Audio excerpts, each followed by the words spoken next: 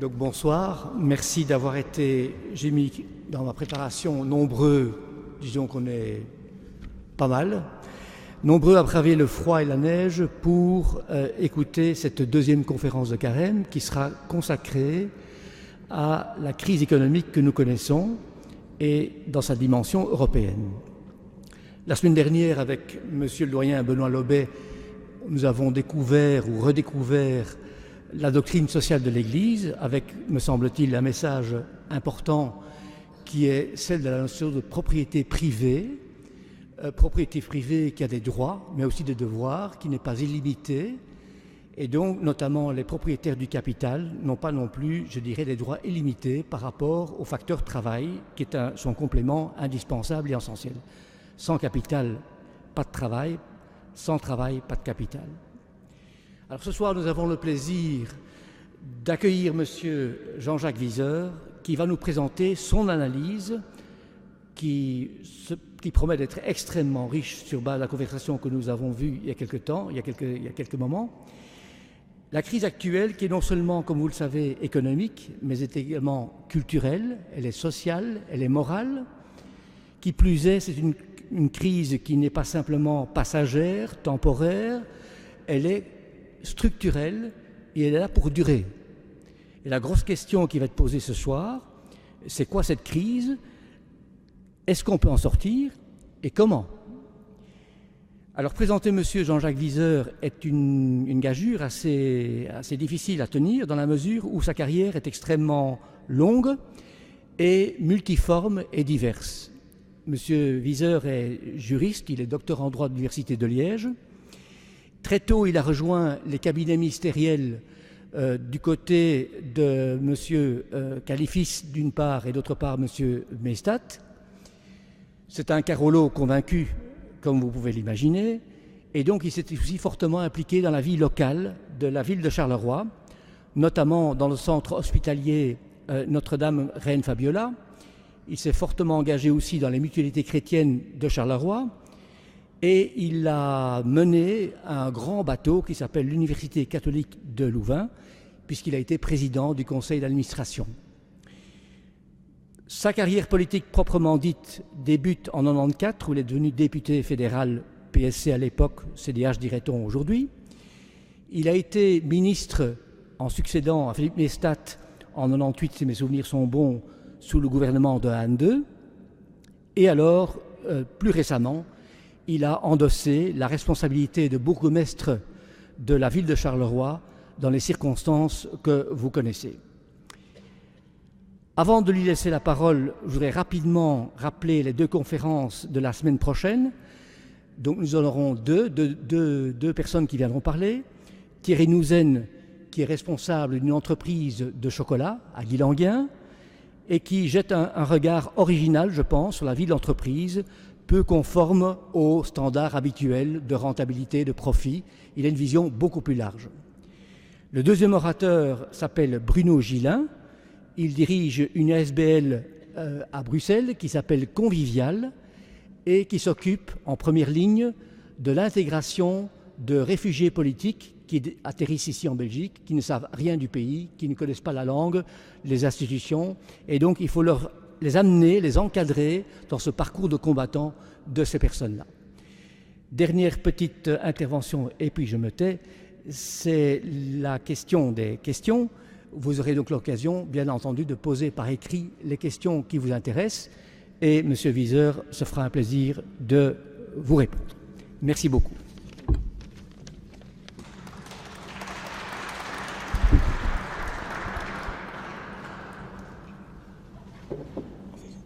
Merci de la présentation.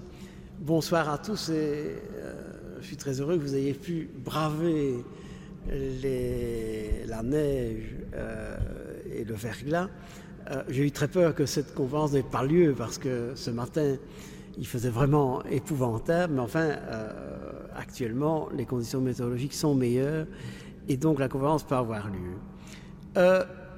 Je vais essayer de centrer la réflexion sur la situation européenne.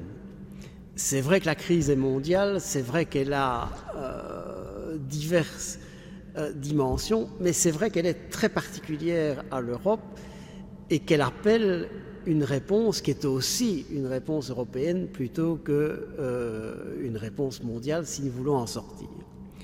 Donc, je pars du principe que cette crise est multidimensionnelle et donc elle est plus difficile qu'une crise économique normale, puisqu'elle est non seulement économique, mais sociale, politique, et j'y insisterai, culturelle et morale.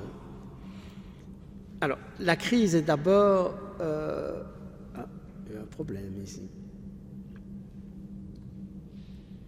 Quand on n'est pas doué... Ah voilà.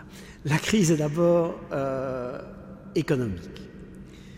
Alors, tout le monde sait qu'elle est née de la crise des subprimes, mais actuellement, elle se caractérise par 4 éléments. D'abord, une absence totale de régulation des marchés. L'on a vécu dans les années 80-90 une libéralisation des marchés importante et l'idée qui était partagée par le monde économique et le monde politique était que la mondialisation et le développement du marché comme seule réponse, puisque le monde communiste s'était effondré et donc il n'y avait plus que le marché comme mode de gestion économique, que ce mode de gestion économique allait s'autoréguler. C'était la vieille idée des penseurs libéraux qui pensaient, avec Adam Smith, qu'il y a une main invisible qui fait que dans un monde économique, la contradiction entre les intérêts trouve à un moment donné, par cette main invisible, c'est-à-dire par l'intervention de forces contraires, mais qui finalement vont dans le bon sens, que la main invisible faisait en sorte qu'une autorégulation du marché allait triompher. Et donc, toute la période 80-90 a été une période marquée par cette volonté de rejeter l'État, de limiter l'État et de laisser le marché comme seul maître, étant entendu que l'on estimait que cela allait entraîner un développement général et un développement positif pour l'ensemble des sociétés. Et donc cette absence de régulation des marchés, qui avait caractérisé les années 1940-1980, a été un pari qui hélas a été perdu parce que l'on s'est aperçu qu'il n'y avait pas de main invisible et que la contradiction des intérêts était telle qu'au lieu d'améliorer la situation, la libéralisation totale des marchés pouvait au contraire la détruire. Deuxième élément caractéristique des années 80, 90 et 2000, c'est la financiarisation de la société.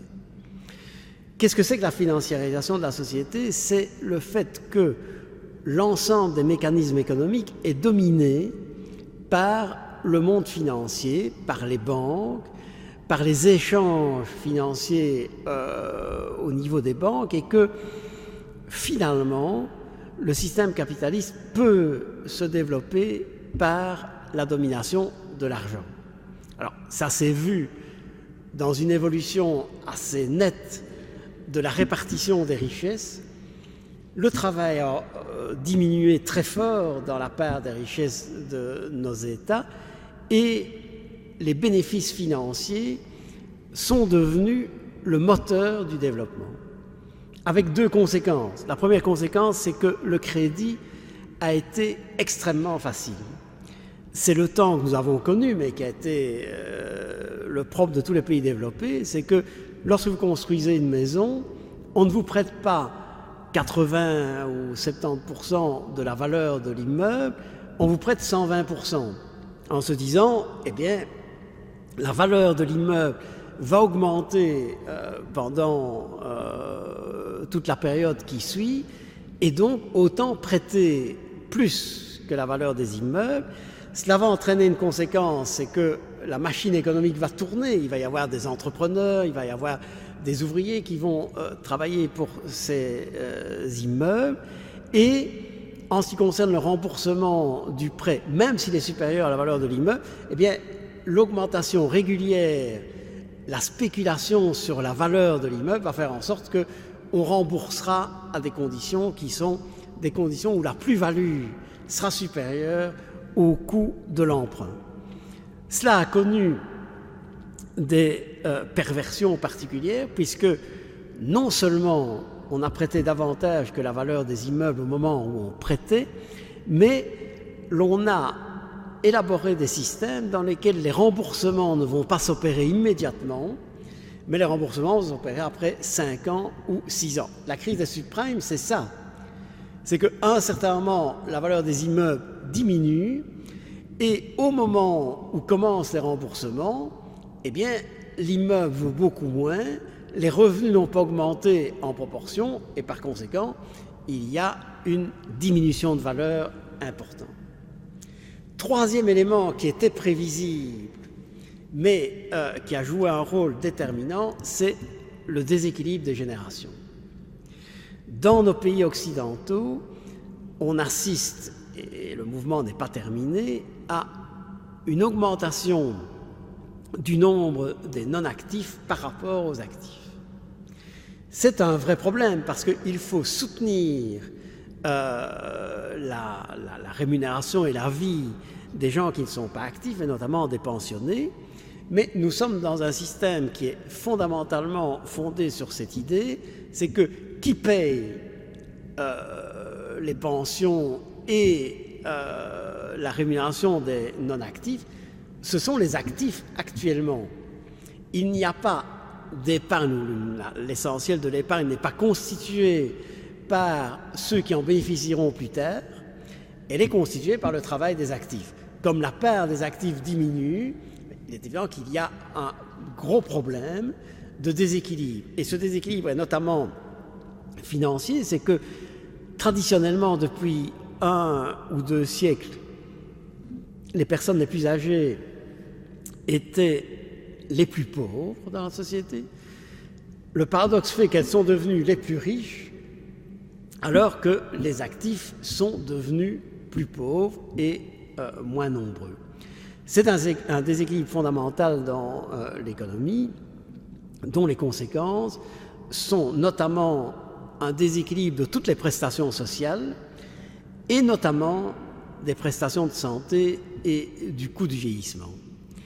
Alors, il ne s'agit pas de culpabiliser les personnes qui, comme moi, ont fait partie du baby-boom et font maintenant partie du papy-boom, mais il est certain que ce déséquilibre est très lourd pour notre société, puisque le vieillissement de la population, le fait que l'espérance de vie a augmenté de façon extraordinaire, on dit 1 trimestre d'espérance de vie supplémentaire par an, mais en réalité, ce trimestre, il est beaucoup plus important au niveau des personnes qui sont âgées de 60, 65 ou 70 ans, parce que c'est à ce niveau-là que l'espérance de vie s'améliore. Et s'améliore comment? Essentiellement par une amélioration des prestations de santé, c'est-à-dire par des dépenses qui sont à charge de la collectivité. Et donc, ces 3 déséquilibres, le déséquilibre de l'emploi, le déséquilibre des générations et le déséquilibre des prestations de santé et du coût du vieillissement vont bouleverser sur le plan social notre société. Il faut aussi dire sur le plan économique que l'on a aussi assisté à un emballement du système capitaliste par un phénomène qui avait été décrit par un économiste du début du XXe siècle, qui s'appelait Schumpeter, qui était le fait que l'essence même du capitalisme était le mouvement, et que ce mouvement se traduisait par une destruction créatrice, c'est-à-dire une destruction de toute une série d'entreprises, d'emplois, et leur remplacement par des emplois dans des technologies nouvelles. C'est évidemment un emballement de ce système que l'on a connu. On l'a connu parce que la plupart des produits ont connu une vie économique de plus en plus rapide, il suffit de voir les ordinateurs. C'est l'exemple même de produits qui deviennent obsolètes de plus en plus rapidement et qui donc se développent essentiellement par des améliorations technologiques, mais des améliorations technologiques qui bouleversent complètement le fonctionnement de la société. Et c'est ce qui fait que socialement, cet emballement du système va amener des crises liées à certains types d'emplois. J'ai souvent pris l'exemple de la sidérurgie. Dans la région où je vis, à Charleroi, il y a 40 ans, il y avait 55 000 personnes qui travaillaient directement dans la sidérurgie. Il en reste moins de 3 000. Donc c'est une destruction énorme de ce type d'emploi, compensée évidemment par des produits nouveaux qui ont été créés, avec la difficulté qui aura une influence énorme sur le plan social, c'est que l'on va assister à ce que une série d'emplois vont être supprimés et les titulaires de ces emplois vont être incapables de s'adapter aux produits nouveaux, aux fabricats nouveaux qui apparaissent sur le marché. Et donc, c'est un élément qui, sur le plan social et sur le plan moral, va jouer un rôle important. Vous voyez, ma région, la destruction de 1400 emplois chez Caterpillar, c'est une catastrophe individuelle. Ça n'est, et personne n'ose le dire, mais ça n'est pas une catastrophe économique en soi si on peut créer des emplois différents. La question, c'est que ces emplois différents ne seront pas occupés par les mêmes personnes. Et donc, l'emploi et la situation personnelle des individus au niveau de l'emploi va devenir une variable d'ajustement du système capitaliste. Ce qui est dramatique, parce que pour celui qui perd son emploi, il se moque que juste à côté, on crée un autre emploi qui n'est pas accessible pour lui et qui est peut-être un emploi tout à fait productif. Et donc, cet emballement du système capitaliste a des conséquences sur le plan économique qui sont moindres que celles qui sont annoncées. Les États-Unis, par exemple, détruisent chaque mois environ 100 000 emplois, mais en recréent 125 ou 130 000. Ce n'est pas toujours les mêmes personnes, mais ça crée un fonctionnement du système qui permet à celui-ci de survivre. Par contre, les chocs que constitue chaque fois la suppression d'un certain nombre d'emplois dans des industries dépassées, obsolètes ou bien remplacées par d'autres, est un choc moral extrêmement difficile. Je dirais enfin, sur le plan économique, que le dernier élément qu'il faut mesurer, c'est qu'une économie a besoin de marchés en expansion. Qu'est-ce qui a fait la richesse de l'Europe après les années 40? C'est que les besoins étaient immenses et qu'il y a eu une économie qui a répondu à ces besoins. Les Golden 60s, c'est ça. C'est l'apparition de besoins et la réponse économique par des entreprises qui permettent d'assurer le développement. Il se fait que c'était vrai lorsque personne n'avait de frigo, lorsque personne n'avait de télévision, lorsque peu de monde avait de voiture. Il y avait évidemment une demande très forte et toutes nos économies ont reposé sur cette importance de la demande. Alors, bien sûr, la demande est toujours là et l'obsolescence programmée d'un certain nombre de produits fait que culturellement, on pousse à cette consommation intérieure. Il n'en reste pas moins que même si vous remplacez votre frigo tous les 5 ans, ce que les gens ne font pas, même si vous remplacez votre voiture dans des périodes relativement courtes, même si vous remplacez votre vieille télévision par un écran plat, il y a à un moment donné une maturation du marché qui fait que finalement les personnes ne sont plus des moteurs et que la consommation intérieure n'est plus le moteur du développement. Ça demande donc la réflexion d'une autre économie et d'une autre organisation de l'économie. Ça n'est pas si simple. Et donc cette crise économique a débouché sur la crise sociale. Je vous ai déjà parlé des déséquilibres des générations et des déséquilibres des prestations de santé. Le déséquilibre de l'emploi est quelque chose qui est extrêmement difficile à maîtriser. Pourquoi? Parce que qu'est-ce qui fait que l'emploi est flexible et souple? C'est la prévision des besoins que nécessite l'emploi. Et on a des exemples où ces prévisions sont totalement déjouées par l'évolution technologique.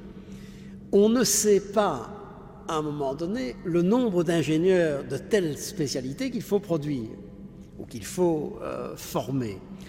Et donc, ce déséquilibre de l'emploi appelle d'une part une formation et une adaptation permanente, parce qu'il est assez frappant de voir que même dans nos pays à fort taux de chômage, même en Wallonie, le nombre d'emplois pour lesquels il n'y a pas de candidats ou pour lesquels il n'y a pas de possibilité de trouver des prestataires reste important.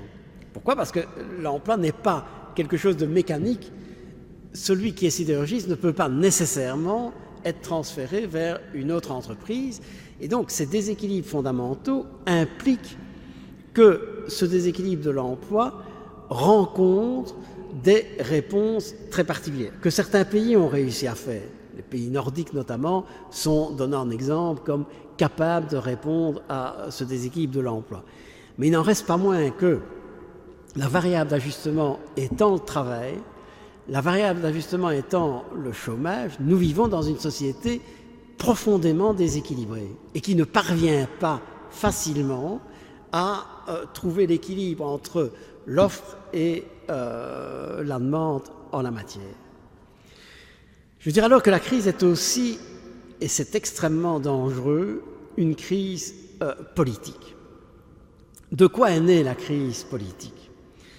Elle est née de l'impuissance des États à répondre aux besoins des personnes. Ce qui est apparu et qui était le contraire de la situation des années 40-60, c'est que le monde politique n'apporte pas une vraie réponse. Il est dominé par l'évolution économique, il est souvent dépendant d'une évolution qu'il ne maîtrise pas, et la mondialisation fait en sorte qu'il maîtrise de moins en moins cette évolution. Et donc nous avons d'une part des États qui se caractérisent par une impuissance fondamentale. Ils ne pèsent pas sur les réalités économiques, et c'est renforcé par le fait que le libéralisme à tout crin a, au fond, réduit très fort le rôle des États.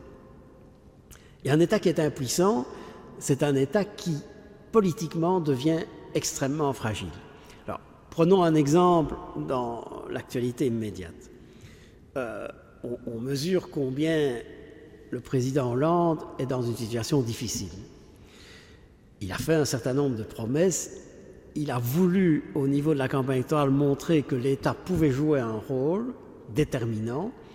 Et puis la réalité est que, comme son prédécesseur et comme la plupart des gouvernements européens, eh bien, il est incapable d'apporter une réponse immédiate à la population. Et donc, celle-ci réagit très mal en disant « Mais à quoi a servi notre vote puisque nous voulions un changement, nous voulions que ce changement corresponde aux promesses qui étaient faites ».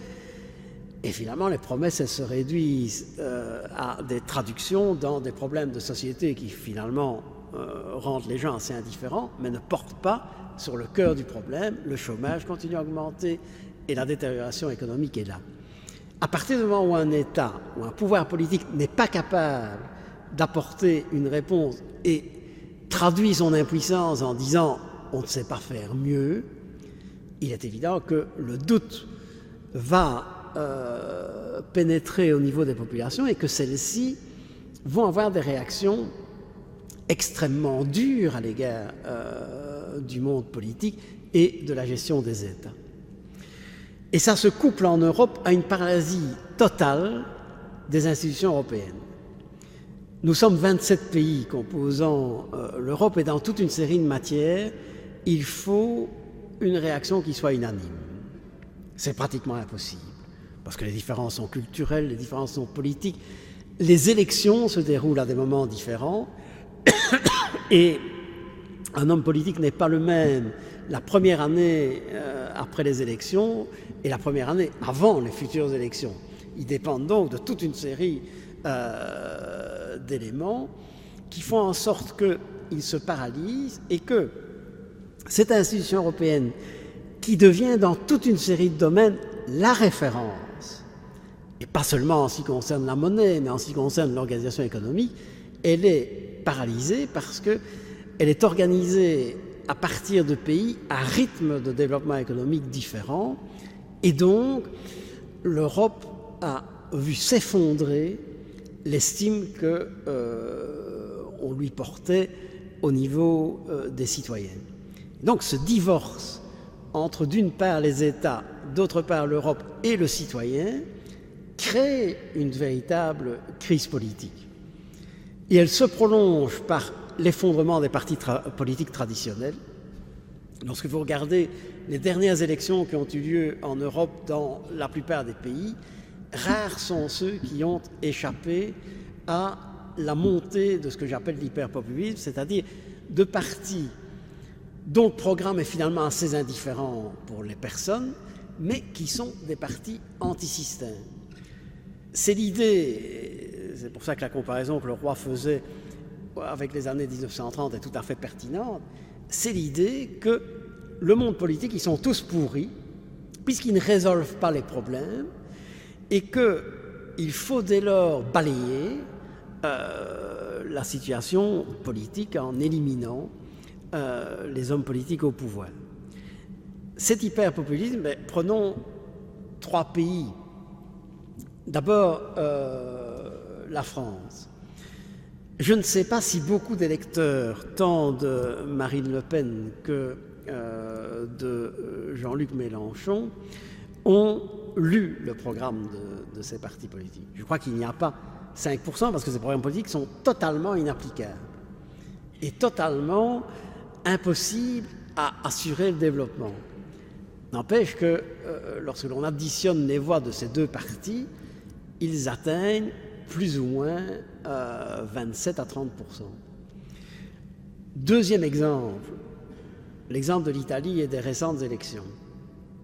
25% de la population a voté pour un parti qui dit clairement qu'il n'a pas de programme, que son seul souci est de torpiller le fonctionnement des institutions politiques et de balayer celles-ci, qu'elles soient de centre-droit ou de centre-gauche. C'est le mouvement des 5 étoiles de Pepe Grillo.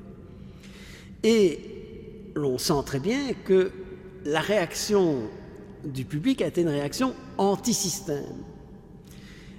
Et anti-système à l'égard de 3 expressions de ce système, qui étaient d'une part, avec tous les défauts du populisme qu'il manie, mais le centre-droit de Berlusconi, mais qui avait quand même un programme, le centre-gauche de Bersani, et typiquement le rejet, mais alors complet, de Monti, considéré comme le parti de l'étranger, ou en tout cas l'homme politique soutenu par l'Europe. Donc, à travers ça, le rejet de l'Europe et le rejet du système. Troisième exemple, c'est l'exemple de la Belgique, où on sent la montée de la NVA, en tout cas en Flandre, qui est une montée quasi réversible, puisque les sondages le créditent de près de 40%. Or, les mêmes sondages disent que par rapport au programme de la NVA, parce que là il y a un vrai programme, par rapport au programme de la NVA, la plupart des électeurs n'y adhèrent pas. Par exemple, ils restent partisans de la Belgique, alors que ce n'est pas le cas de la NVA, ce qui n'empêche que le vote exprimé est un vote anti-système. Et donc, en démocratie, on assiste à un double mouvement qui est extrêmement dangereux. D'une part, l'effondrement du cadre des partis politiques. Le parti politique et les partis politiques traditionnels ne vivent plus comme des structures rigides, indépendantes et qui règlent ou qui sont prêtes à régler un certain nombre de problèmes. Le populisme a gagné sur ce plan-là.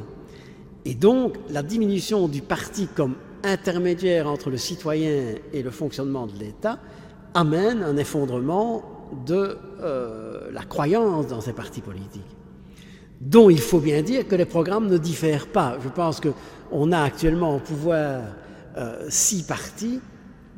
Il est presque impossible de dire quelle est la différence entre les uns et les autres. Ils mènent la même politique, qui est une politique qui est une politique avec un relatif échec par rapport aux besoins des gens, et donc ils participent aussi à cet effondrement par leur propre comportement. Et au sein de ces partis traditionnels, la course à l'électeur et la course au populisme détruit le fondement même de leur organisation. Et donc, la crise politique, elle est grave, parce qu'elle gagne pratiquement toute l'Europe, sauf l'Allemagne qui est relativement protégée parce qu'elle a une structure différente, sauf l'Angleterre qui a un système électoral qui joue, mais qui n'empêche pas, par exemple, qu'à une dernière élection partielle, c'est un parti d'extrême droite qui a été le second parti battant les conservateurs. Et donc, on a cette montée, non pas de partis nouveaux, mais de mouvements. Et la différence est fondamentale, c'est que le parti est créé pour gérer l'État, le mouvement, il porte des aspirations, et surtout des aspirations négatives. Inutile de dire que cette crise politique, elle est renforcée par le discrédit rapide des institutions. Mais prenons l'Église, c'est assez abyssal lorsqu'on regarde l'influence que l'Église pouvait avoir il y a encore 20 ans et la situation actuelle. Elle est totalement décrédibilisée et elle a un besoin. Or, elle était ce que j'appelle les amortisseurs entre le citoyen et l'État. C'était une institution qui avait quand même une orientation sur le plan moral, sur le plan du comportement des individus, sur le plan aussi du respect d'un certain nombre de règles qui sont le fondement même de notre société. Parlons... Attendez, parce que je vais revenir, voilà. Donc, pour achever la crise politique, tous les éléments qui sont les intermédiaires sociaux, les syndicats, l'université, l'enseignement, sont totalement controversés et ne jouent plus ce rôle, encore une fois, d'amortisseur social. Or, une société a besoin d'amortisseurs, parce que si elle n'a pas d'amortisseur, elle va d'un mouvement à l'autre, et on peut assister alors à une paralysie par le fait que la démocratie ne s'exprime plus. Pour qu'elle s'exprime, il faut une adhésion du citoyen à un mode de gouvernance. Et très longtemps, notre société a été divisée entre 3 courants, qui étaient le courant plutôt conservateur, plutôt désireux de maintenir une société telle qu'elle était, un mouvement plutôt progressiste et marqué par le socialisme, et un mouvement plutôt libéral, marqué par cette volonté d'assurer à la société un libéralisme économique comme moteur de la société. Tous ces mouvements n'ont plus guère d'influence parce que le public considère qu'aucun ne poursuit son projet, et on assiste d'ailleurs de plus en plus à des gouvernements de coalition qui sont des gouvernements dans lesquels ces courants philosophiques qui sous-tendent le politique se neutralisent pour une gestion au jour le jour de l'État. Et c'est très important de noter que parallèlement, ce qui, en dehors du monde politique, fait la société civile est dans la même situation, c'est-à-dire décrédibilisée. Et donc la conclusion, elle est terrible sur le plan politique, c'est que avant, entre le citoyen et l'État, il y avait une série de corps intermédiaires qui recueillaient et traduisaient la volonté des citoyens à travers des lignes qui étaient des lignes cohérentes, pour lesquelles on était d'accord ou pas d'accord, et les élections servaient à choisir un coup d'un côté et un coup de l'autre. Maintenant, tout ça gouverne ensemble, c'est-à-dire qu'on brouille totalement l'image politique, et donc le citoyen se dit « mais mon vote ne sert à rien ». D'où sa tendance à manifester un intérêt pour des partis anti-système en disant mais le système est épuisé, il faut le changer. Je dirais alors que au-delà de cette crise politique qui est très lourde et pour laquelle on n'a pas nécessairement de solution à court terme, ni sur le plan des États, ni sur le plan de l'Europe, il y a la dimension culturelle de la crise. Nous sommes une société qui, ayant connu une prospérité exceptionnelle et une prospérité qui était annoncée sans fin, c'était la croissance du PIB était l'alpha et l'oméga de toute la démarche sociale, et comme ça se produisait chaque année, nous étions dans une logique de progrès sans fin. Face aux difficultés actuelles, la société est d'abord rongée par un doute important quant à son avenir. J'appartiens à une génération où la certitude de nos parents était, surtout qu'ils avaient connu la guerre, que leurs enfants vivraient mieux qu'eux et que la vie allait s'améliorer. C'était un des moteurs de la société. Pourquoi? Parce que pour vivre mieux, eh bien, il y avait un certain nombre de valeurs qui étaient mises en évidence. Et prenons l'exemple en matière d'éducation. Moi, je sais bien que c'était le cas de mes parents, mais c'était le cas de tous ceux qui étaient autour de nous. La réussite scolaire était la condition sine qua non pour la promotion sociale. Et donc était encouragée. Et encouragée notamment par le respect des enseignants, par le soutien des parents aux enseignants, et par la certitude que les enfants ayant fait cet effort, ayant consacré à l'effort une partie de leur jeunesse, eh bien, ils en tireraient naturellement les fruits.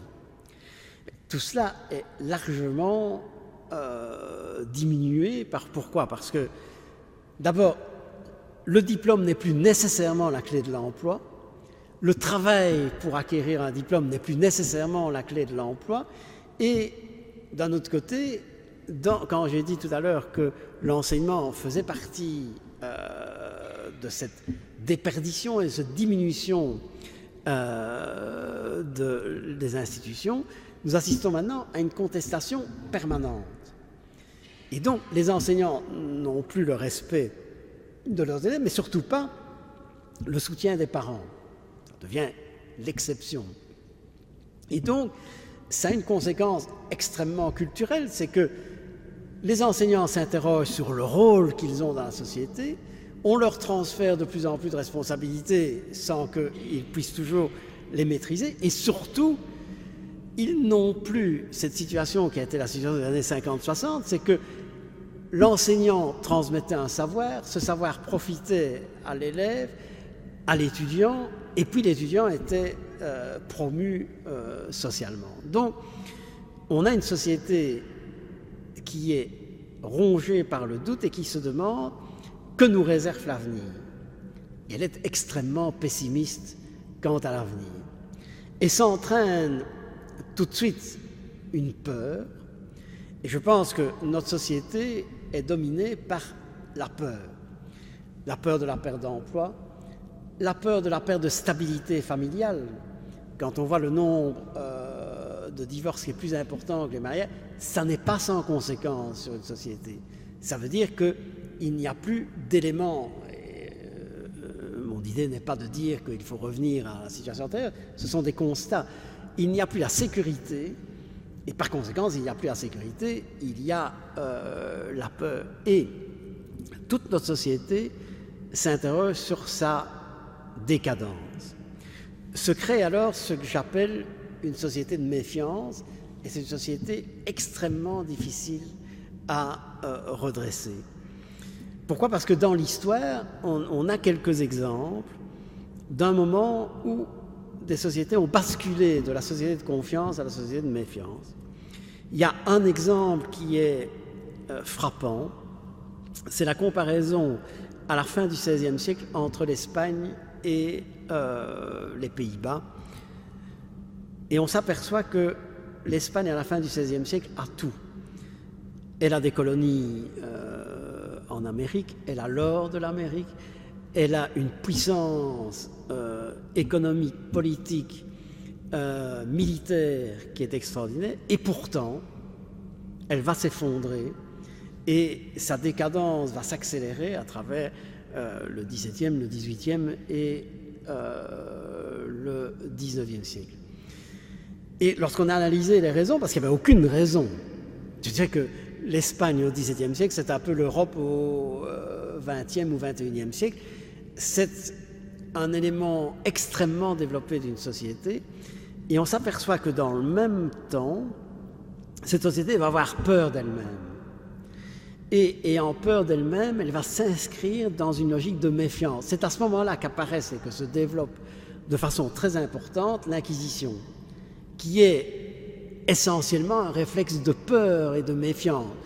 Peur de l'autre, peur de l'étranger, et donc repli sur soi-même. Et c'est un peu l'impression que nous donne l'Europe actuellement. Et parallèlement, les Pays-Bas qui n'ont rien, ce sont des marécages qui se situent dans une partie de l'Europe qui n'est pas particulièrement choyée sur le plan du développement. Eh bien, ces Pays-Bas vont connaître l'âge d'or, vont conquérir une partie du monde, vont avoir cette compagnie des Indes qui va avoir un succès extraordinaire. Pourquoi? Parce qu'ils ont confiance en eux. Et parce qu'ayant une confiance en eux, ils ont une cohésion sociale. Et c'est un élément extrêmement important. Ils attrapent une cohésion sociale qui est un facteur de développement. Et donc, les éléments ne sont pas purement économiques. Là-bas, l'économie a suivi le développement culturel. Et ma crainte actuellement en Europe, c'est que cette cohésion sociale, elle est attaquée de tous les côtés. Elle n'existe pas par la stabilité des institutions, elle n'existe pas par la stabilité des personnes, elle n'existe pas par la stabilité de l'emploi, puisque chacun a peur. Et Jean-Paul II disait dans une de ses premières interventions, « N'ayez pas peur ». C'est vrai qu'une société qui a peur, et nous avons toutes les raisons d'avoir peur, parce que les médias renforcent ça. On a peur de sa sécurité personnelle. Je rappelle toujours que lorsque j'étais gamin, j'habitais à 7 km de mon école. Il était impensable que j'aille à l'école autrement qu'en tram ou bien en bus. Actuellement, la plupart des personnes disent jamais on ne peut imaginer que nos enfants prennent le bus parce qu'ils vont se faire attaquer. Lorsque j'étais jeune, il m'arrivait sans aucun problème de rentrer à pied de Charleroi jusqu'à Jumet, ça fait 6 km, après une soirée. Ici, la peur de la sécurité, et elle est sans doute justifiée pour une certaine part, fait qu'on se replie sur soi-même. Mais une société de repli est une société qui ne sait pas connaître une expansion. Et donc, la dimension culturelle de la crise est quelque chose qui me paraît essentiel. Je dirais alors que cette crise culturelle, elle a débouché sur une crise morale. Pourquoi? Parce qu'il y a 3 éléments qui vont marquer la situation morale. Je ne parle pas de morale du mariage, je parle de morale sociétale. D'une part, on a connu l'individualisme triomphant. Alors, c'est impossible de contrer ça, mais toute notre société est partie d'une vision collective vers une vision individuelle. Vision individuelle qui est une vision aussi égoïste et qui entraîne l'isolement. Quand on regarde autour de soi, rares sont les activités collectives qui pèsent encore au niveau de la société. On va affronter le problème du vieillissement, qui est un problème actuel, mais qui surtout va connaître son développement lorsque les personnes qui sont nées dans les années 40-50 auront atteint 80-85 ans. On vient d'une société structurée où la cellule familiale prenait en charge les plus âgés, rencontrait leurs besoins. Les personnes les plus âgées vivaient chez leurs enfants. Alors, il n'y a pas de responsabilité morale à ça, mais il y a une réalité, c'est que l'isolement des individus est devenu un élément essentiel de la société. Et cet isolement, c'est la désespérance, c'est aussi la peur, et donc ça joue comme un phénomène qui crée une espèce de cercle vicieux. C'est que plus les gens sont isolés, plus ils ont peur, moins ils vivent collectivement, et donc plus cet individualisme crée des problèmes personnels qui sont dramatiques. La question n'est pas de savoir si la prolongation de la vie humaine est un bien. Évidemment qu'elle est un bien. Mais quand on voit la situation d'un certain nombre de personnes âgées, c'est un véritable drame individuel, et ça n'est pas une situation enviable. Ce qui est tout à fait le contraire de situations plus primitives. Prenons l'Afrique. En Afrique, c'est un problème qui ne se pose pas. Les personnes âgées sont clairement prises en charge par les plus jeunes. Deuxième élément qui développe cette crise morale, c'est le libertarisme moral. Alors, le libertarisme moral a été fondé sur l'idée que chacun avait le droit de trouver son propre plaisir, de développer toutes les formes de plaisir et d'aller jusqu'au bout de cette possibilité. Alors, il y a eu une réponse terrible qui a été le développement du sida.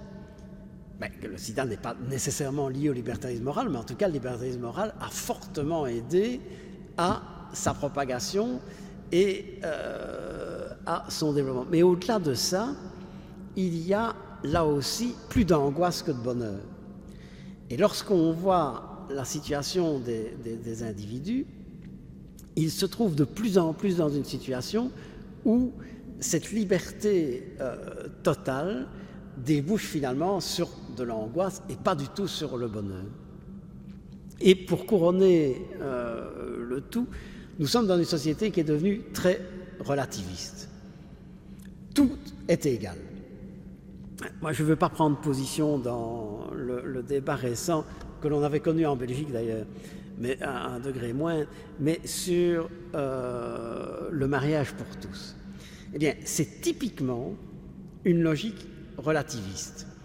Il ne s'agit pas de condamner les individus, il ne s'agit pas de devenir homophobe, mais l'idée que quel que soit le mode de relation entre individus, nous sommes dans une situation qui est égale, c'est ça, c'est l'égalité primant sur toute autre situation.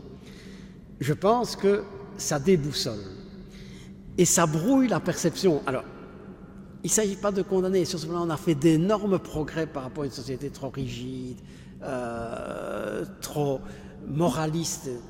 Mais c'est vrai que si le résultat est d'arriver à ce que la perception des gens ne soit pas plus claire et qu'à travers ce relativisme, c'est vraiment l'égalité entre toutes les situations. Et donc, à partir de ce moment-là, une logique qui n'est plus du tout une logique avec un certain nombre de valeurs qui priment, puisque c'est ça l'essentiel du relativisme, c'est qu'il n'y a plus de valeurs dominantes.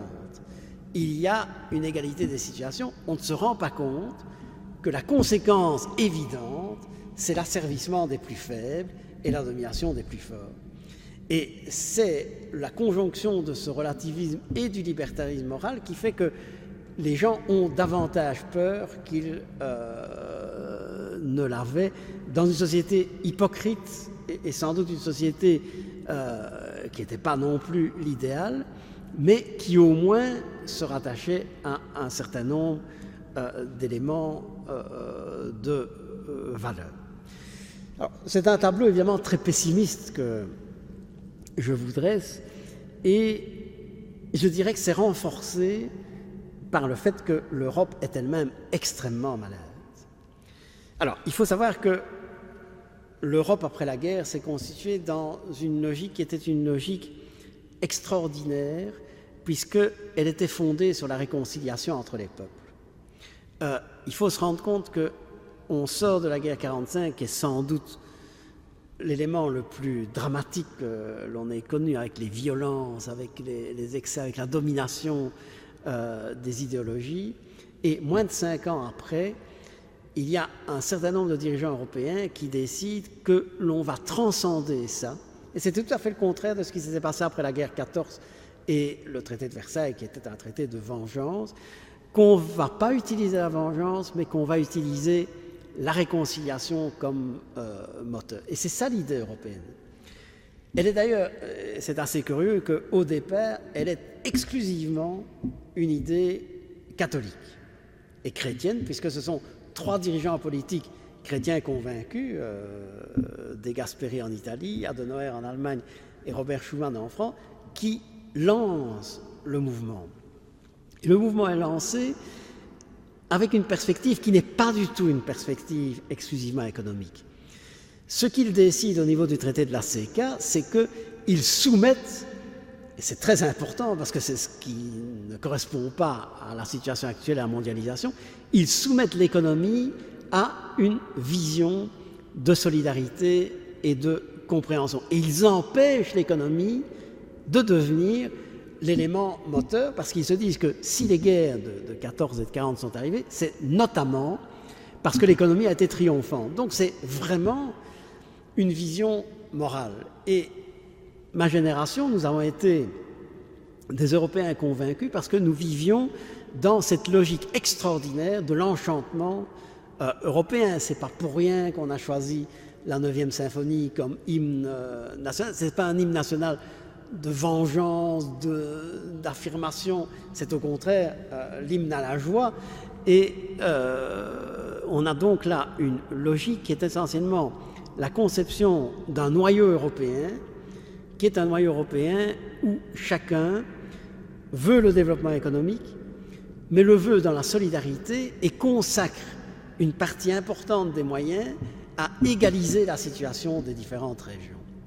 C'est un projet politique, culturel et moral autour de l'Europe, avec 6 pays qui ont ensemble une vie partagée pour les bonnes et les mauvaises choses, et parfois pour de très mauvaises choses entre la France et l'Allemagne, avec le Benelux qui joue le rôle, comme je dis, du go-between entre les grandes puissances, et l'Italie qui a une fonction très particulière, c'est qu'elle est la mère de cette Europe-là. L'Europe est le fruit, en tout cas dans ces pays-là, de la suite de l'Empire romain et de la culture humaniste portée par l'Italie. Il faut bien dire que dans les premières années, cette Europe-là va gérer de façon assez remarquable son développement. Elle est servie par ce fait que le développement économique est là, mais elle est servie aussi par le fait qu'elle a une vraie vision du développement.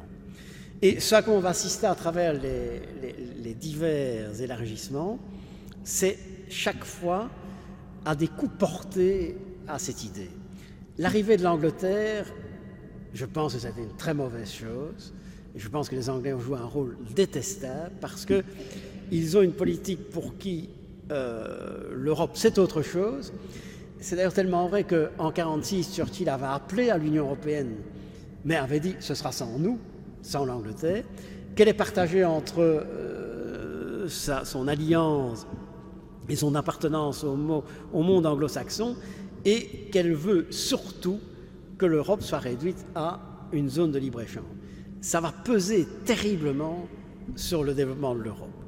Puis on a eu les pays qui ont été acceptés, et il fallait peut-être le faire, mais qui ont été acceptés parce que c'était l'occasion de les raccrocher à la démocratie. C'est l'Espagne et le Portugal qui sortaient d'une dictature, c'est surtout la Grèce qui sortait du régime des colonels, et là c'était le sentiment que, quelles que soient les difficultés que cela présentait, il fallait quand même s'accrocher à l'idée qu'il trouverait dans l'Europe un soutien, quelles que soient les différences culturelles, économiques et sociales. Il faut aussi dire que le modèle européen de base était un modèle qui a été baptisé de modèle rhénan, c'est-à-dire une logique où nous étions bien sûr dans une économie de marché, mais cette économie de marché était corrigée par le rôle déterminant des États dans plusieurs domaines, notamment dans la régulation économique et dans la répartition des fruits de la croissance. Et pendant les Golden 60s, on a assisté à une répartition des fruits de la croissance qui était parfaitement équilibrée entre le facteur travail, le facteur capital et le management. Et donc, c'est aussi quelque chose qui était unique, c'est qu'il n'y avait pas de développement économique sans partage des fruits. Et c'est pour ça que chacun d'entre nous, enfin, surtout les plus âgés, ont l'impression qu'on a vécu un âge d'or. Mais cet âge d'or, c'est que les salaires croissaient plus vite que les revenus du capital et que l'ensemble du développement était tout à fait spectaculaire pour tout le monde. Il n'y avait pas d'exclus de la croissance, d'autant qu'on était dans un système de plein emploi. Avec les élargissements successifs, on a petit à petit abandonné ce modèle rénant pour laisser le marché dominer totalement le paysage.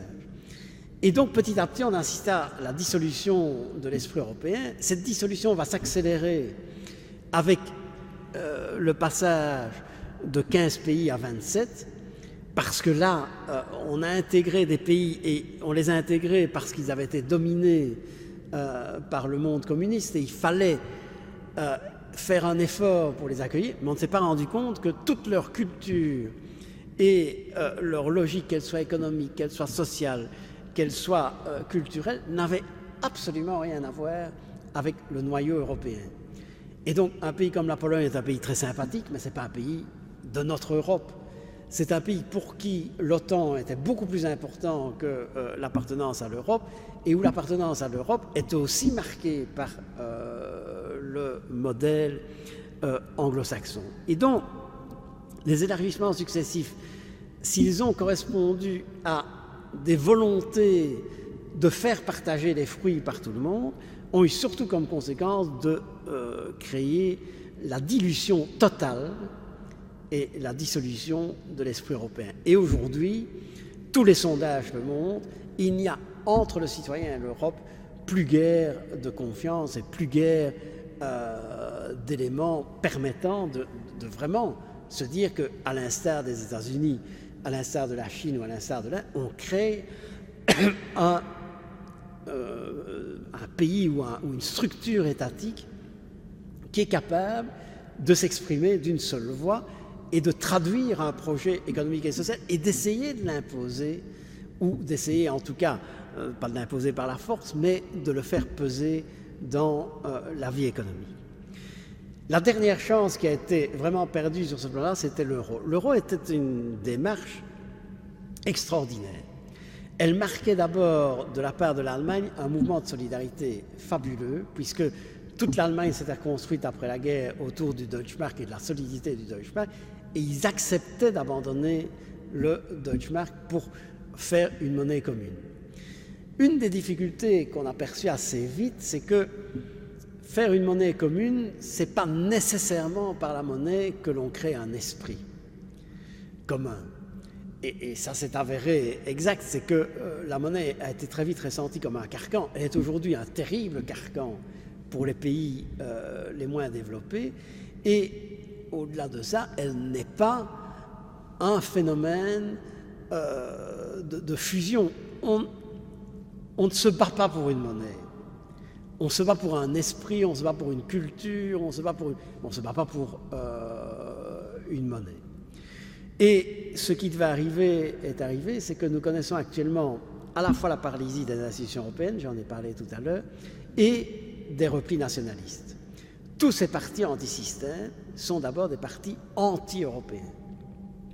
Et leur expression n'est pas une expression économique logique, n'est pas une expression raisonnée, c'est vraiment le rejet de ce qui leur apparaît comme étant une superstructure écrasante qui brime leurs aspirations personnelles.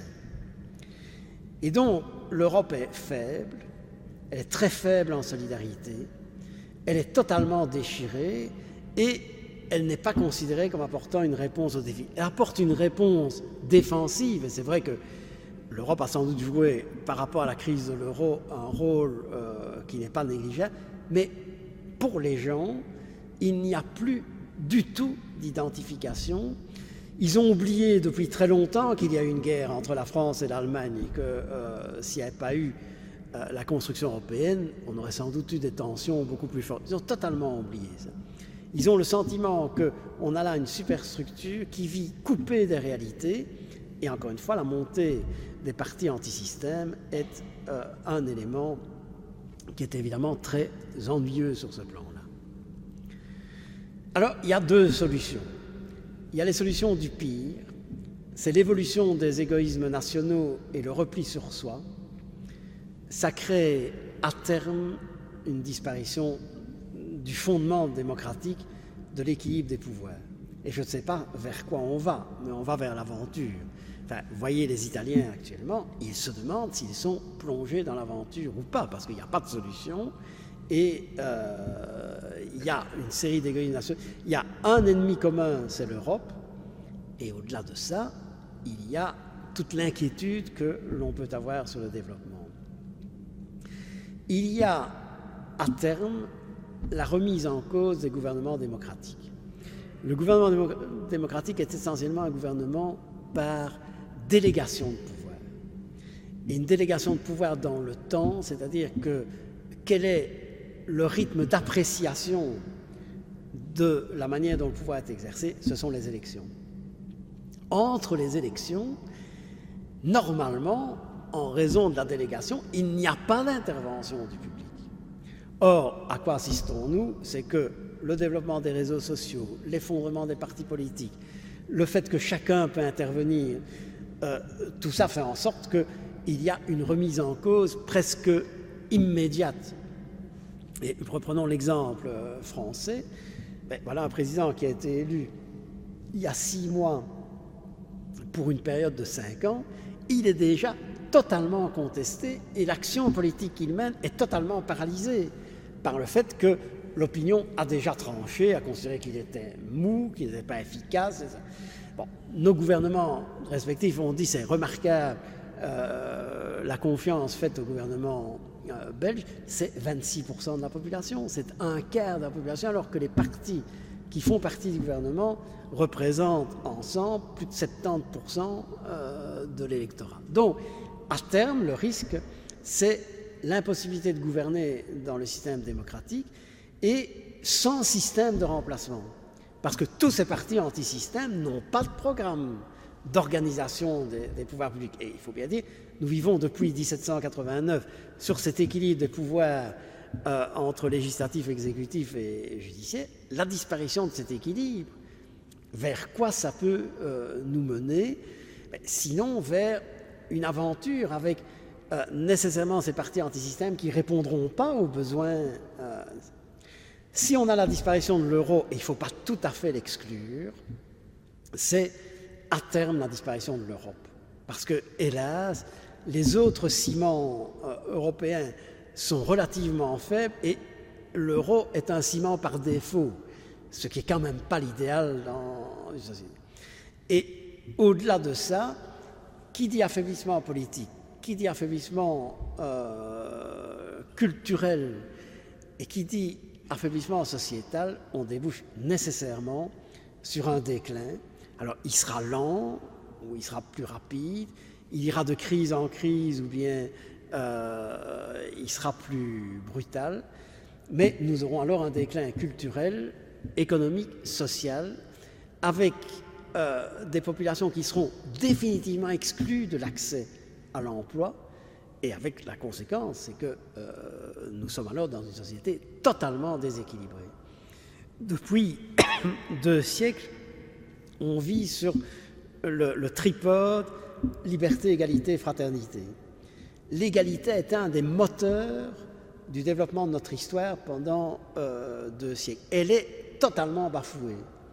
Lorsque vous voyez la différence de salaire et les revenus de certains dirigeants d'entreprise par rapport à la moyenne, nous ne sommes plus dans une société égalitaire, nous sommes dans une société totalement inégalitaire. Or, c'était ça la caractéristique de l'Europe. Les États-Unis peuvent vivre avec une société inégalitaire. Ils ont été fondés essentiellement sur le triomphe de la liberté par rapport aux 2 autres valeurs. La Chine peut vivre avec une société totalement inégalitaire. Nous, cette régression, elle est extrêmement difficile à supporter parce que, encore une fois, il y a une continuité historique qui fait que toutes les conquêtes ont été faites dans ce domaine-là. Déclin culturel aussi, parce que si le déclin est économique et social, nécessairement la culture, et pas la culture au sens simplement des affaires culturelles, mais la croyance en une vie commune et en une construction commune, en un contrat social, en est affectée. Alors, est-ce qu'il y a moyen d'en sortir? Je ne serais pas politique si je n'aurais pas été politique si je n'avais pas un fond optimiste. Je suis quand même optimiste parce que, à la fois, il y a des conditions. Il n'y a pas d'avenir sans équilibre économique, social et environnemental. Ça, c'est, si on ne tient pas sur cette logique-là, on ne parviendra pas à s'en sortir. Je pense aussi qu'il y a un progrès qui a été fait. La croyance en une économie de marché triomphante et sans contrepoids est de plus en plus mise en doute. Et l'Europe a un rôle à jouer à ce niveau-là parce qu'elle a eu une expérience où elle a su réguler son économie. Donc, on peut en sortir si on régule l'économie de marché. Il n'est pas question de remettre en cause l'économie de marché. Elle a définitivement démontré qu'elle est, par rapport à toute autre organisation sociale, que ce soit le communisme, que ce soit une gestion autoritaire, elle est supérieure. Mais elle doit être régulée. Et qui doit la réguler? Des structures étatiques. Alors, est-ce que ce sont les États? Est-ce que c'est l'Europe? Mais il faut trouver une confiance suffisante dans des structures étatiques pour réguler démocratiquement cette économie de marché. Et je pense aussi, et je terminerai par là, c'est que pour en sortir, nous avons besoin du retour à une morale sociétale. Le tout à la liberté aboutit, à mon avis, à l'insécurité, la peur et la dégradation de la société. Alors, il ne s'agit pas d'une morale qui soit exclusivement une morale rigide et une morale comme celle qu'on a connue il y a une cinquantaine d'années. Ça, c'est une illusion. Je crois qu'il ne faut jamais revenir en arrière. Mais je crois qu'on peut créer, et le monde chrétien a un rôle à jouer à cet égard. Je terminerai en disant à quel point il est capital que le monde chrétien ne soit pas un monde qui se rétrécit dans les années à venir, mais qui ait une parole franche, claire, qui s'occupe, à mon avis, beaucoup moins de la morale individuelle, mais beaucoup plus de la morale sociétale. Et c'est vrai que dans les encycliques, y compris les encycliques de Benoît XVI, on a gommé tout ce qui n'était pas la morale individuelle. La morale individuelle, elle est accessoire par rapport à la morale sociétale. Mais par contre, l'enseignement de la doctrine sociale de l'Église, qui est, depuis le début, et en tout cas certainement à partir des encycliques de Jean XXIII et des papes qui ont succédé, a mis en évidence qu'il n'y aurait pas de salut sans cette morale sociétale, qui est fondée sur un certain partage des richesses. L'individu ne doit pas primer par rapport au partage des richesses, qui est fondée aussi sur la lutte contre les scandales.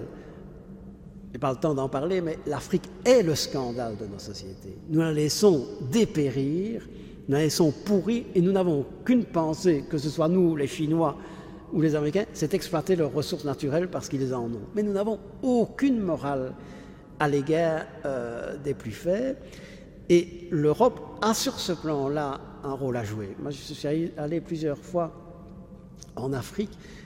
Leur attente de l'Europe, c'est qu'ils ont à la fois une relation amoureuse à l'égard de l'Europe, puisque l'Europe a été la principale puissance coloniale, mais ils ont une attente extraordinaire quant à l'aide à leur développement.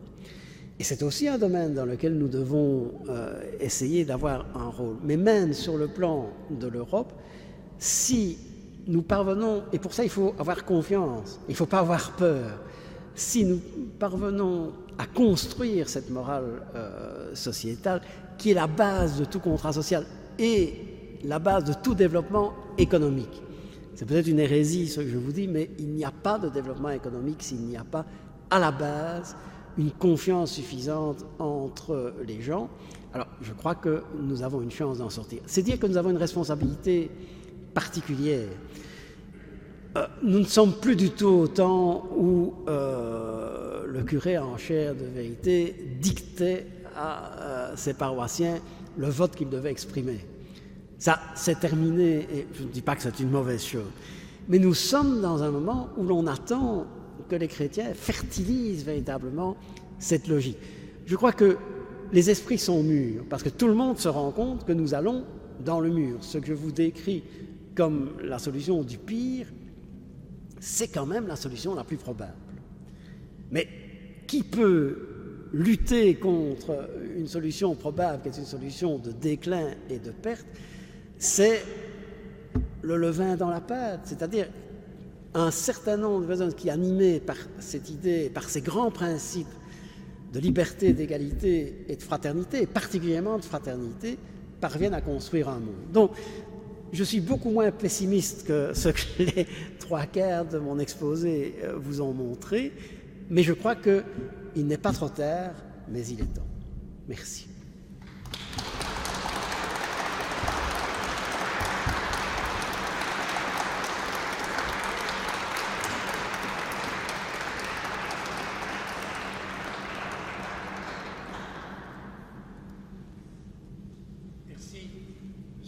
Pour cette brillante exposé, cette analyse tout à fait pertinente. On va passer aux questions. On va donc commencer par les questions qui ont été posées. Il y en a encore peut-être? Ah oui, voilà. Donc une première question est posée. Après 30 années de chômage important, n'est-il pas temps de partager le travail existant en introduisant les 32 heures par semaine?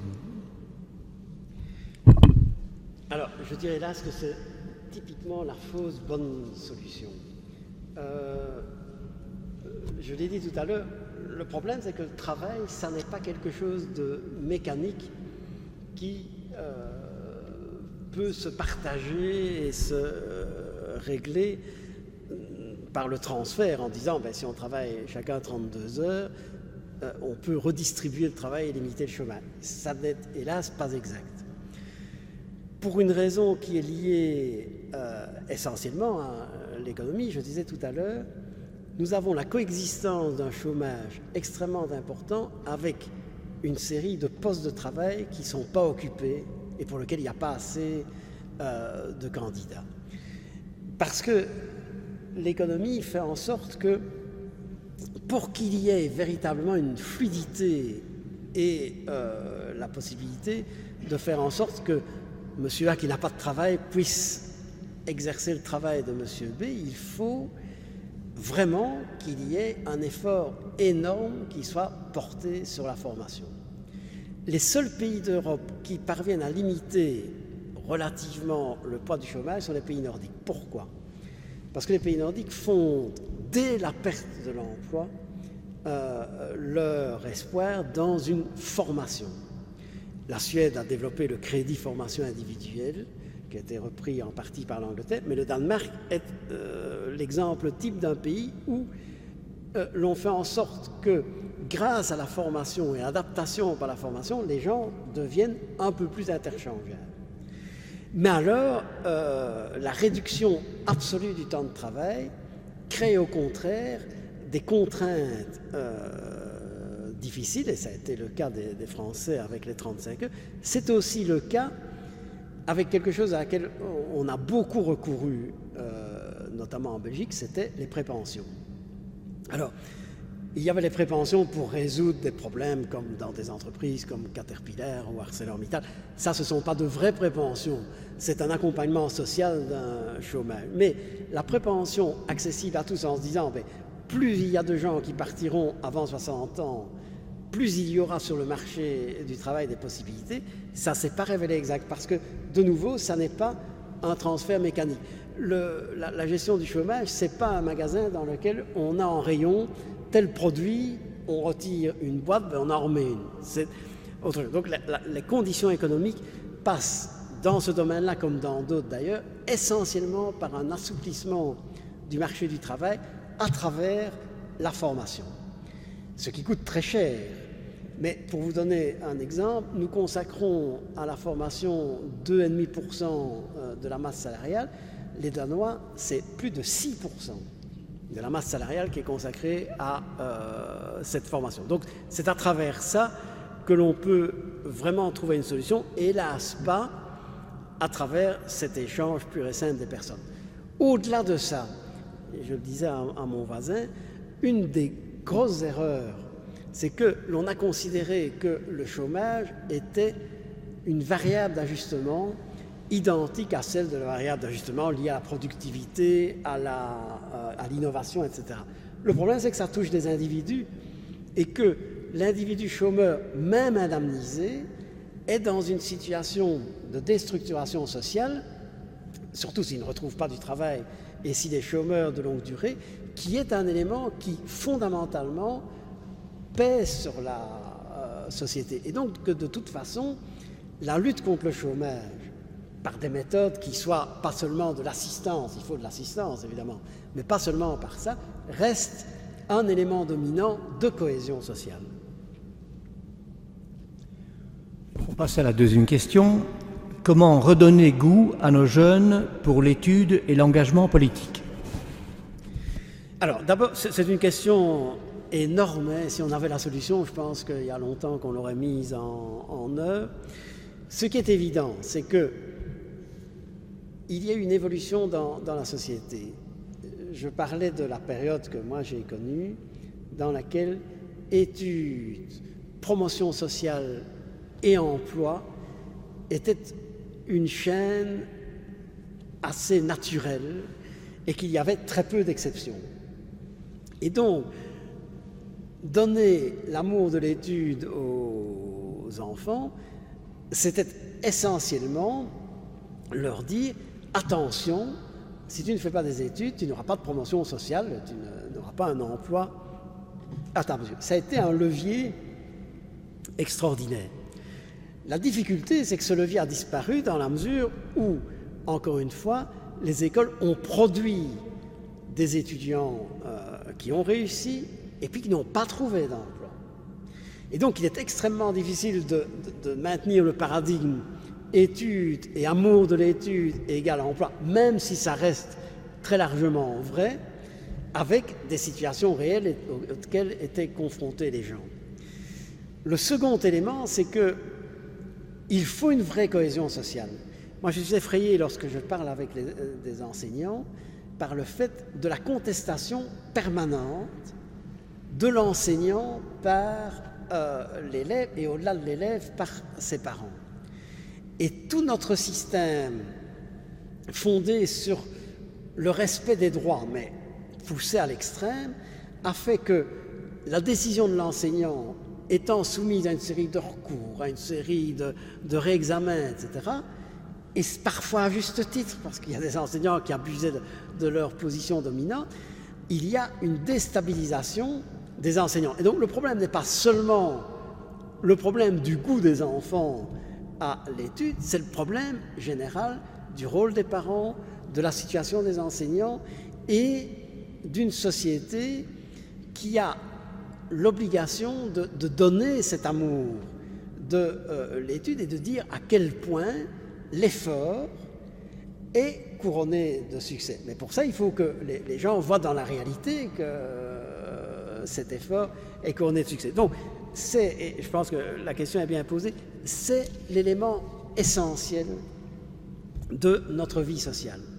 C'est à travers l'éducation de réenchanter la vie sociale en disant l'éducation est l'élément moteur et la conquête par l'éducation d'un statut social ou d'une promotion sociale est la base de toute société. Comme d'ailleurs, ultérieurement, l'enseignement de la deuxième chance, le développement de ce qui est autour de l'Open University est capital parce qu'il faut que notre société donne vraiment l'image qu'entre enseignement et développement de la société, il y a un lien.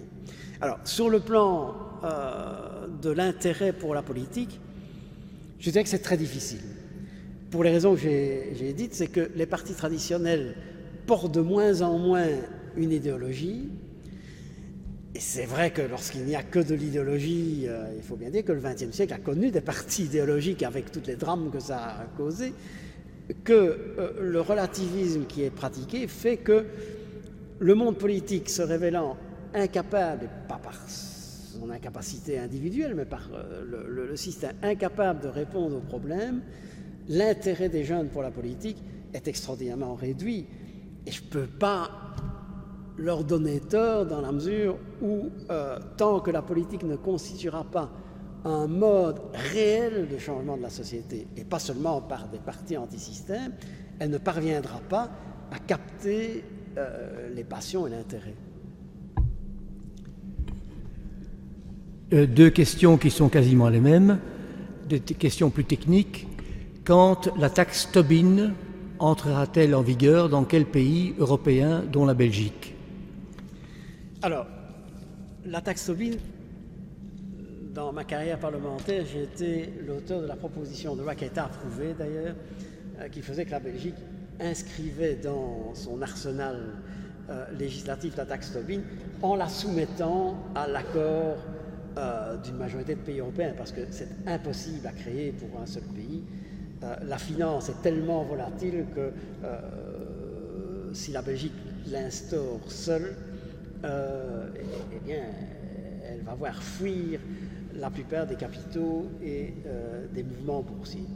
La taxe Tobin, c'est quelque chose qui est important. Ce n'est pas la solution à notre société, mais c'est l'idée que dans une société où la financiarisation a dominé tout, comme disait Tobin lui-même, ce sont quelques grains de sable qu'on met dans la machine pour la ralentir. Pas pour l'éliminer, mais pour la ralentir. Alors, ce qui est certain, c'est que toute l'Europe continentale semble d'accord pour appliquer la taxe Tobin. Les seuls réticents, ce sont les Anglais, comme d'habitude. Et il faudra à un certain moment, ce qui est possible compte tenu des modifications du traité, que les 26 ou 25 pays sur 27 l'appliquent. Ce sera un bel exemple parce que c'est quand même un élément qui montrera, même si ça ne produira pas des centaines de milliards, ça produira quelques milliards, c'est quand même la reprise en main de façon minime, mais de façon certaine, de la régulation par les États. Et donc, en cela, c'est non seulement important pour les quelques milliards que ça va produire, mais c'est surtout important par rapport à l'image des États reprenant pied dans les marchés et dans cette logique de marché absolument extraordinaire qui fait que la rapidité avec laquelle les échanges financiers se font, c'est dans la seconde. Il y a des entreprises qui achètent des actions à 7h21, qui revendent à 7h22 et qui jouent sur le bénéfice. Et donc, c'est quelque chose qui est un pur jeu spéculatif, qui n'apporte rien à l'économie. Et l'idée d'appliquer une taxe Tobin, c'est le premier pas vers une nouvelle régulation. Et l'on a quelques économistes, et notamment Stiglitz et un autre prix Nobel, dont je ne reviens pas sur le nom, Krugman, qui développe ce qu'on appelle le néo-keynésianisme, qui part de cette logique que les États doivent jouer un rôle de régulation.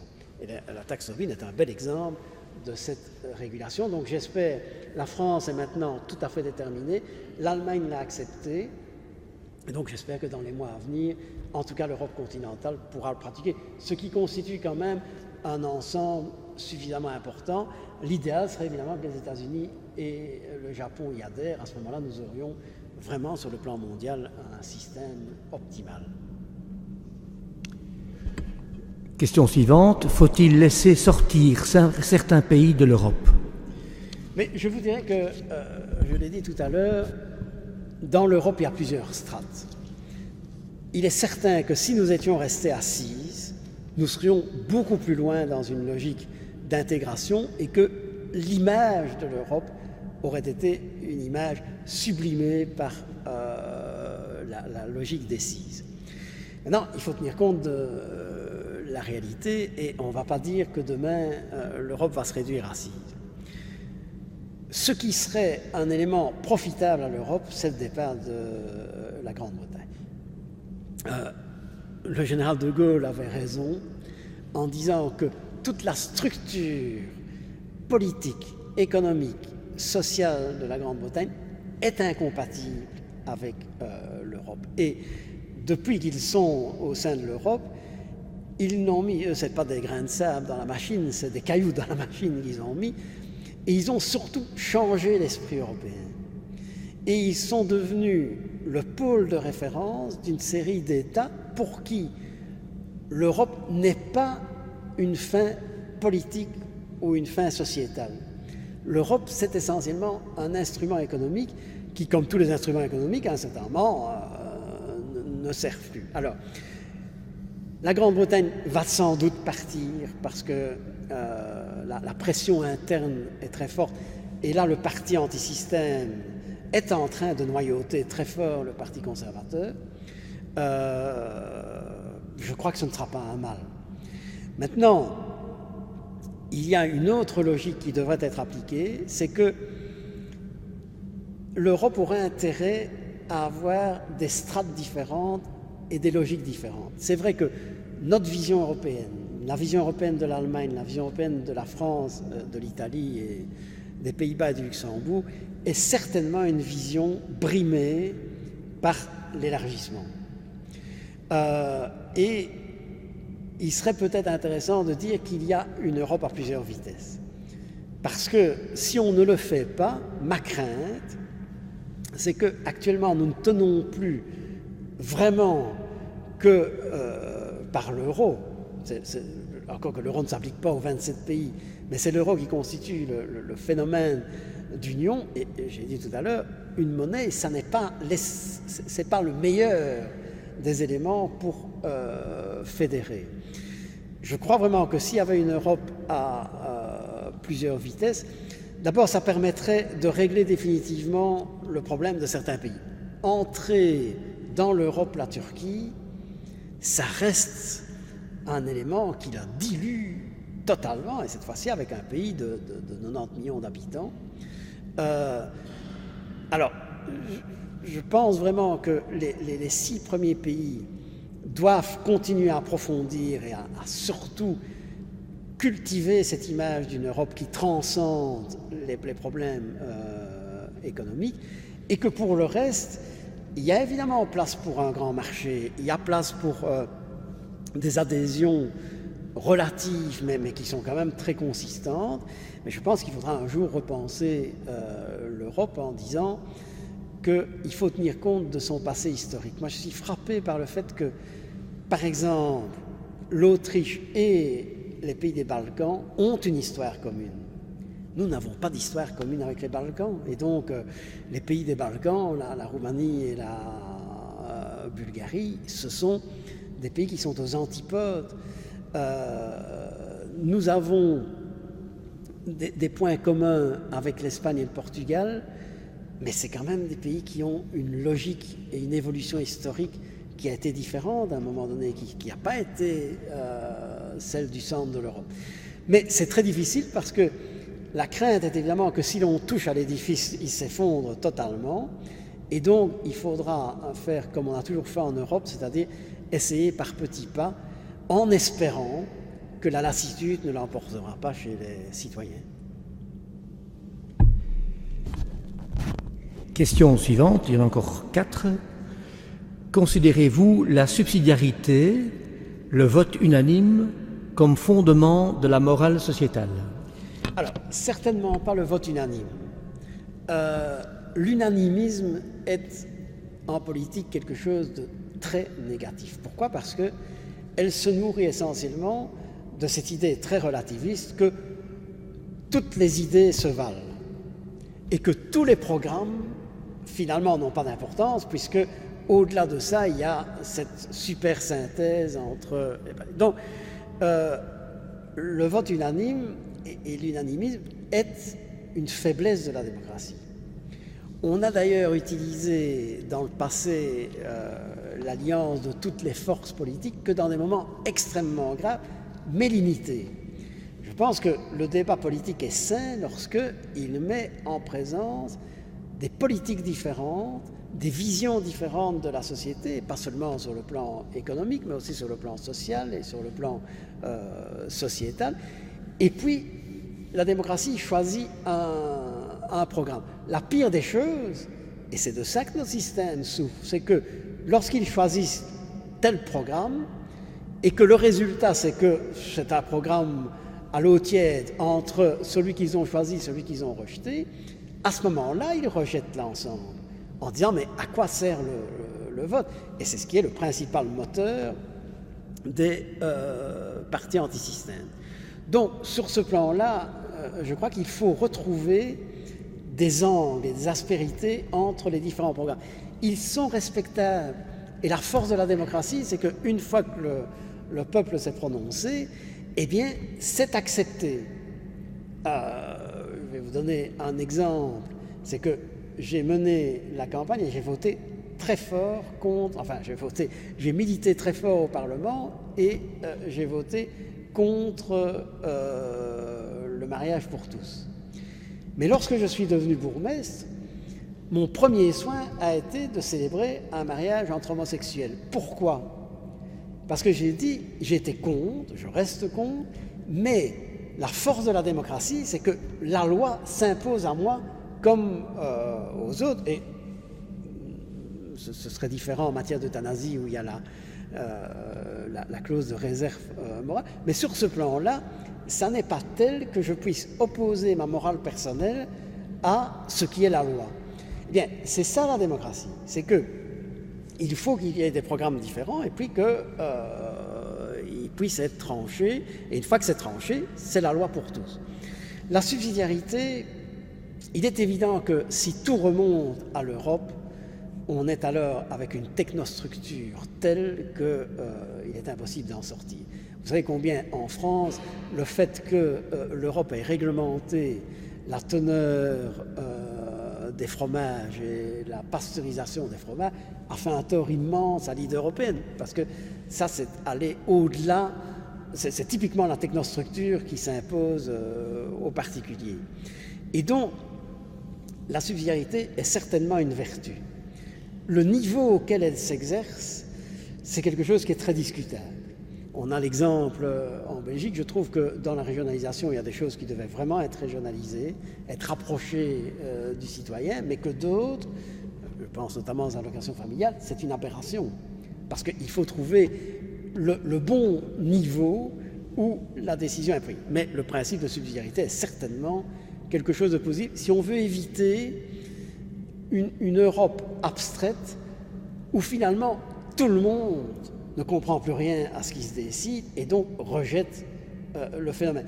Le drame de la technocratie, c'est que c'est imposé du dessus pour des raisons qui sont imperceptibles et ignorées. Enfin, je vais prendre, puisque c'est à l'ordre du jour, le problème de la centralisation excessive de la curie romaine. Eh bien, une des conséquences, c'est ça. C'est que chacune des églises locales, avec sa tradition, avec sa culture, ne comprend plus pourquoi la décision est une décision unique et centralisée.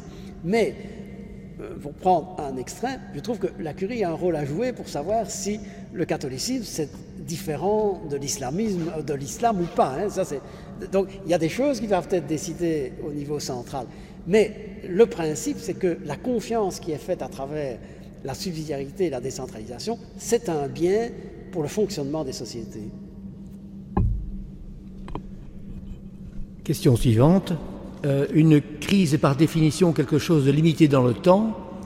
Peut-on encore parler ici de crise? Ne faut-il pas parler de virage, de début d'une nouvelle ère? Mais basé sur quoi? Mais non, ça, vous avez tout à fait raison. Cette crise, elle est tellement profonde, et ce que j'ai essayé de démontrer par mon petit exposé, c'est qu'elle n'est pas qu'économique, elle n'est pas que financière. Si c'était ça, c'est facile. Il y a toujours moyen, certainement, de trouver les équilibres. Non, la crise, elle est profonde, et elle est profonde en Europe parce que qu'elle porte vraiment sur tous les éléments qui font ce que j'appelle le contrat social, c'est-à-dire le fait que l'on vit ensemble, et donc c'est la culture, c'est la politique, c'est la morale. Alors, comme cette personne le pense, et moi aussi, le constat est facile à faire, enfin, est relativement facile à faire. La question, c'est vers quoi va-t-on et comment peut-on construire le futur? Et c'est là où je reviens avec cette parabole du levain dans la pâte, c'est que nous n'en sortirons pas si on ne part pas d'une vision morale sur le plan de la société. C'est assez simple. Est-ce qu'une société doit se développer par les inégalités, ou bien est-ce qu'il faut trouver un système qui soit le développement de l'égalité et de la fraternité, mais sans tomber dans une égalité passive? Parce que le problème de l'égalité passive, c'était le communisme.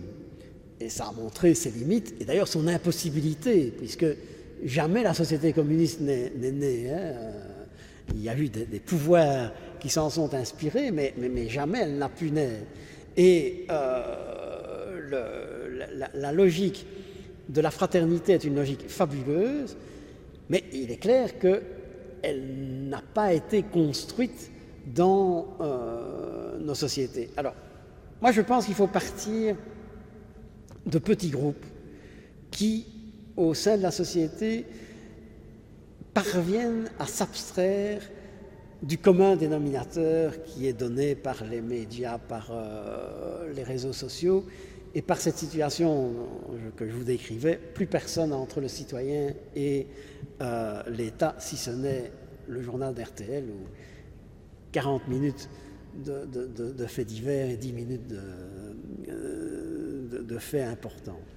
Alors, ça n'est pas facile parce que ça demande à la fois de ramer à contre-courant et ça demande de renforcer une série d'institutions qui sont décrédibilisées. Que l'on soit catholique ou pas, et moi j'ai des amis qui ne sont pas du tout catholiques, ils disent que c'est une catastrophe que l'Église soit dans la situation où elle est maintenant. Parce que c'est un des corps intermédiaires sociaux importants qui est en train de s'effriter. Ce qui vient de se passer à travers les avatars de la CE, oui, ça n'est pas bon parce que ça veut dire que les syndicats qui jouent un rôle important dans la structure de la société, qui sont des corps intermédiaires importants, sont dévalorisés. Lorsque l'enseignement connaît ces crises successives, ça n'est pas bon. Et donc, je crois qu'il faut que, à partir d'une idée claire, qui est-ce que nous voulons une société qui développe l'égalité, qui développe aussi le développement économique, ça c'est évident, et qui développe la fraternité, est-ce que cette société peut être construite? Est-ce qu'elle peut devenir, est-ce que l'image qu'on en donne peut devenir un enjeu politique? Et ça, je crois que c'est un pari sur l'avenir, c'est certainement pas une certitude. Il y a des dizaines d'années qu'un certain nombre de personnes parlent et soulèvent le drame de l'Afrique et les problèmes de l'Afrique en disant mais il faut que l'Europe s'en occupe. Ce continent est abandonné de tout le monde et ils ont un lien historique avec nous. Ça n'a pas déclenché une solidarité exceptionnelle. Mais moi, je crois que toute société se développe par ses élites. Alors, pas comme du temps de la monarchie, par une vision élitaire, mais des élites, ça se développe à partir de comportements parfois microscopiques. Le fait que nous ayons, et ça c'est le tempérament chrétien fondamental, une capacité d'indignation à l'égard d'un certain nombre de phénomènes qui sont la conséquence de ce manque de tendance vers l'égalité, ça peut créer le ferment qui amène petit à petit à la reconstruction d'une société. Je prends l'exemple de l'Europe et des pères fondateurs. J'ai toujours été, moi, fasciné par le fait que ces gens se sont vus en 1947, c'était pas 5 ans c'était l'aboutissement. En 1947, ils se sont vus en Italie à un congrès des partis chrétiens-démocrates et ils ont dit l'objectif de notre vie, la démarche que nous allons entamer, c'est plus jamais de guerre en Europe et un développement solidaire entre. Eh bien, c'était des hommes d'État. Et pendant, en tout cas, pendant les 50 ans qui ont suivi, et maintenant encore, l'idée d'une guerre entre la France et l'Allemagne, plus personne ne pense à ça. Alors que depuis la fin de Charlemagne, ils n'ont connu de siècle en siècle que des affrontements. Et donc, à un certain moment, il n'y a pas de solution au miracle, ça c'est une évidence. Il y a une incertitude totale quant à l'avenir. La seule certitude, c'est que si nous poursuivons dans une logique égoïste et individualiste, nous n'y arriverons pas et nous ne serons pas heureux. Je crois que c'est vraiment ça la leçon. Alors, le reste, ça fait partie, encore une fois, il faut semer et espérer qu'à un certain moment, des idées parviennent à passer. Vous savez, lorsque l'abbé Pierre a commencé en 1954, personne n'imaginait qu'il pourrait conscientiser à ce point la société politique et changer en matière de logement cette politique. Donc, je crois qu'il ne faut surtout pas désespérer. Si on se fonde sur une logique de constat, de peur et de désespérance, alors je pense que ça ne concernera plus ma génération, mais nous allons connaître un déclin progressif qui va peut-être s'accélérer avec dans les 20 ou 25 ans à venir. Je crois qu'à partir du constat, il faut d'abord se dire, ça n'est pas une crise, je reviens à l'expression, ça n'est pas une crise ordinaire, ça n'est pas une crise purement économique et on ne la résout pas uniquement par des interventions économiques, c'est vraiment une crise de société à laquelle il faut apporter d'abord des réponses théoriques et puis traduire ces réponses théoriques dans la vie de tous les jours. Alors, par rapport à tout ce pessimisme lié à l'individualisme, au relativisme et à cette société un peu déséquilibrée, on a quand même certains espoirs. Moi, je suis quand même frappé par le fait que de temps en temps, il y a une mobilisation, mais immédiate, pour faire face à un scandale social ou à une situation sociale malheureuse. Et on voit alors se mobiliser des gens qui, au fond, n'étaient pas prédisposés à le faire. Je prends un simple exemple. Vous prenez dans un village une famille d'immigrés en cours de régularisation qui est expulsée, vous avez une mobilisation du village complète, avec des gens qui, a priori, ne sont pas faits pour... Mais je crois que des actions collectives sont possibles, et que ces actions collectives sont celles qui font bouger la société. Mais on n'y arrivera pas par une seule approche théorique. Il n'y a pas un Kant ou un philosophe de cette envergure qui peut demain surgir avec une solution toute faite. Mais je crois, et c'est peut-être le sens de ces conférences et de ces réunions, c'est que le fait de prendre conscience que l'individu peut jouer de façon microscopique, mais de façon microscopique ça peut gagner un rôle important, on peut changer la société. Si on n'est pas capable d'espérer changer la société, alors je pense que nous sommes vraiment dans une situation désespérée et je ne crois pas que nous y sommes. Je pense qu'on peut vous applaudir chaudement et surtout vous remercier pour la brillante exposé de ce soir.